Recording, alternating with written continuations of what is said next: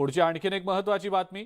शिवसेनेतून एकनाथ शिंदे यांच्या सोबत गेलेले आमदार संजय शिरसाट लवकरच ठाकरे पक्षात परततील असा दावा शिवसेना उद्धव बाळासाहेब ठाकरे पक्षाच्या उपनेत्या सुषमा अंधारेंनी केला।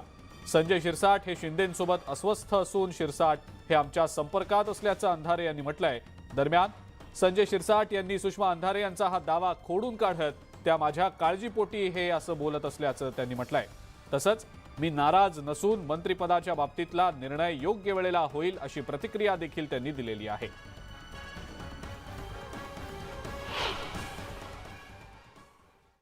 कधी कधी माणसं बैमान होतात, पण कधीतरी त्यांना चुका कळतील। परतीचे दोर आमच्याकडून कापले गेले नाही। मातोश्री सगळ्यांना प्रेमाने जवळ करते। मला असं वाटतं की त्याच्यातले सगळ्यात पहिल्यांदा परत येणारे जर कोण असतील आत्ता या घडीला तर ते संजय शिरसाट साहेब असतील। कारण संजय शिरसाटजी आता प्रचंड अस्वस्थ आहेत, परेशान आहेत। माझ्या माहितीप्रमाणे संजय शिरसाटजी बऱ्यापैकी आमच्या संपर्कात सुद्धा आहेत। सुषमाताई फायर ब्रँड नेत्या शिवसेनेच्या, पण तुमच्या भावाला असं टार्गेट करण्याचं कारण काय? भावाचं चांगलं जर त्यांना पाहिजे असेल तर भावाचं नाव असं घेऊ नका ना। सुषमाताईंनी जी काळजी केली त्याबद्दल मी त्यांचे आभार मानतो, परंतु असा कोणाच्याही संपर्कात मी नाही आणि मला संपर्कात जाण्याची काही इच्छा सुद्धा नाही।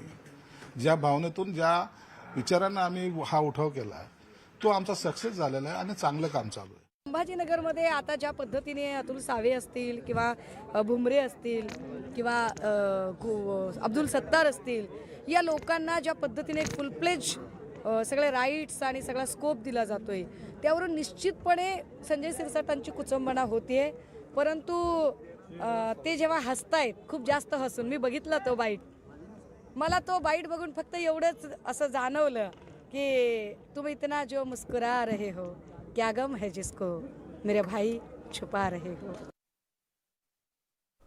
पुढच्या आणखीन एक महत्त्वाची बातमी। अण्णा हजारे यांचं लोकपाल आंदोलन हे षडयंत्र असल्याचा आरोप ठाकरे पक्षाच्या उपनेत्या सुषमा अंधारे यांनी चोपडा इथल्या महाप्रबोधन यात्रेच्या आपल्या भाषणादरम्यान केलाय। लोकपाल आंदोलन ज्या पद्धतीनं अण्णा हजारे यांनी उभं केलं हे फक्त इथलं सरकार उलथवून लावत लोकांमध्ये संभ्रम निर्माण करण्यासाठी आणि लाट तयार करण्यासाठी होतं असंही त्यांनी म्हटलंय। लोकपाल आंदोलनातल्या त्रुटी कधीही दाखवण्यात आल्या नाहीत, त्यामुळे हे षडयंत्र असल्याचा आरोप सुषमा अंधारे यांनी केलाय।